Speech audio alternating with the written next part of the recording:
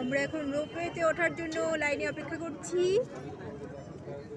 আর আমাদের দিকে সমানে মেঘ ধেয়ে আসছে, চারিদিকে মেঘ আর মেঘ।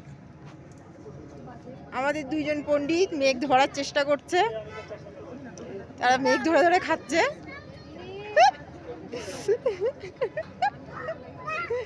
আজকে আমরা লাইনে দাঁড়িয়ে রয়েছি, খুব প্রবলেম হচ্ছে, আমার খিদে পেয়েছে, দাও এখানে কিন্তু আমি কিছু খেতে পারছি না।